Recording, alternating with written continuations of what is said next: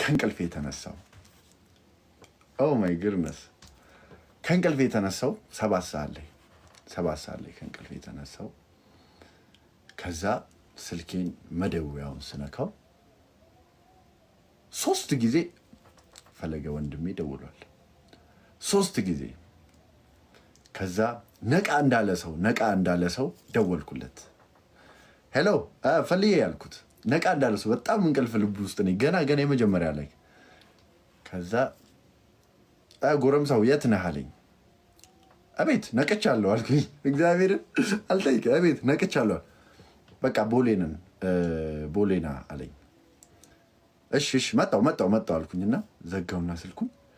ሌላ ስልክ ተደወለልኝ ሄሎ ምናምን አልኩኝ ለራሴ ራሱ አልሳቀኝ እንደዚህ ማድረግ ኦኬ ያ እሺ ምናምን ብዬ እሱን ስልክ ጨረሱ ተነሳው ሻወር ታጠብኩና ምግብ እስከምበላ ምናምን ይቆያል እዛ ወጣው ከቤት ላጥ ያልኩኝ ቦሌ ደወለልኝ መንገድ ላይ ያለው ሄሎ የት ደረስክ አለኝ ደርሻለሁ መታጠፊያው ጋር ነኝ አልኩት እሺ አለኝ ከዛ ሄድኩኝ የሆነ ሰዓት ክራውድድ ሆነ መንገድ በቃ ቤት ጋር ልሄድ ከዛ ቆምኩኝ ደወለልኝ ስል ፓርኪንግ እያቆምኩ ታዲያ ውስጥ ግባ እየጠበቅን ነው አንተን አለኝ ማን አለ አልኩት አኪ አለ ተሚ አለ ሸዊት አለች ልደት አለ